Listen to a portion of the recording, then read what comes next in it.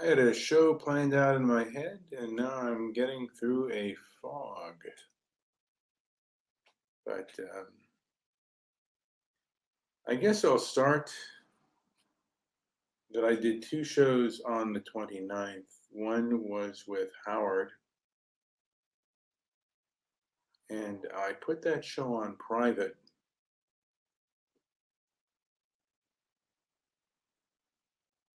because I don't think it met the YouTube guidelines. And I do believe that we should be able to talk about anything under the sun, and we should have a place for freedom of speech and freedom of thought. Um, that's not where we are at today. And I'm reminded, by the way, of a lot of online news organizations turn off the comments. They don't want to hear from you. They don't want to hear feedback from the common man or common woman.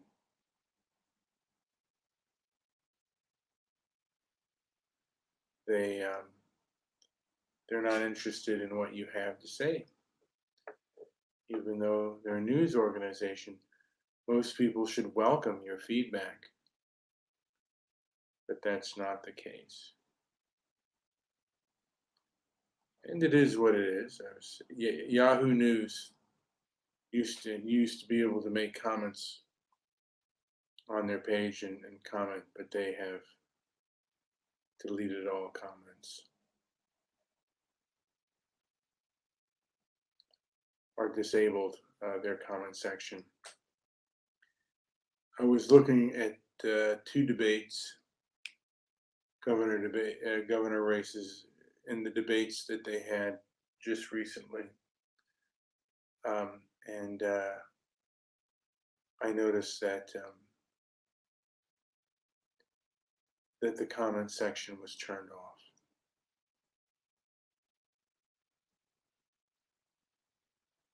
I guess this used to be YouTube for you, that I'm broadcasting on now. But I guess that's not that anymore. And I get very little as far as listening, and I probably wouldn't get that many listens anyway, even with the algorithm magic that they do. I mean, it is what it is. But yeah, I'm happy to broadcast on here even with the restrictions. It's kind of like going into my grandmother's house or my grandparents' house. In my parents' house, I had freedom to say much more vulgar things. But my grandparents' house, they had different rules and restrictions. As I've gotten older, I understand those rules and restrictions that I didn't understand when I was younger. And we have rules and restrictions on YouTube. They're not very fair and they're not very noble, but they're there. And if you want to be on here, you have to obey them. It's not like you can go to the manager or there is a manager or someone you can talk to. That's not something that they do. Seems a little underhanded, but you can either choose to obey the rules or take a hike, because at this moment there are no laws to protect you. And I've said this before, but That reminds me what I was going to talk about. My own ego often often is my downfall. I have the urge to say things to people and to people whom I think are inflammatory, to do inflammatory things back to them, knowing I'm probably wasting my time.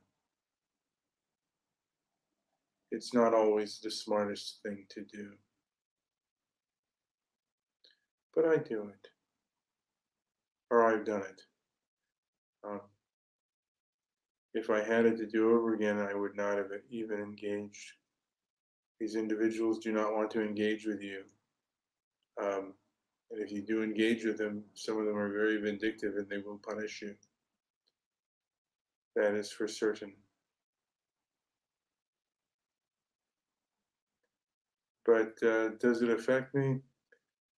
It affects the culture, and there are some very foolish people out there on your day-to-day actions that it can affect, and you kind of expect, is this person that I'm dealing with, are they kind of one of these woke individuals? And I do my best not to allow it to bother me, but there are times when, man, I'd really like to give them or go ham on them on what I believe to be reality, and that would make me feel better because I feel that they are doing wrong and their behavior is really obnoxious, and I want to give them a dose of their own medicine. But at the end of the day, that doesn't really help the situation. It does make me. It's an itch that I really want to scratch, and that is my weakness. I have other weaknesses too, like I'm a major procrastinator, and that is my biggest weakness as of yet. And then I get anxious and I act foolish, and sometimes I give in to people that I shouldn't necessarily give in to because they get me kicked off of YouTube. Anyway, this has been Brian with Transparency and Merit. Like, subscribe, and leave a comment down below. Also, visit our website at transparencyandmerit.com. Thank you for listening.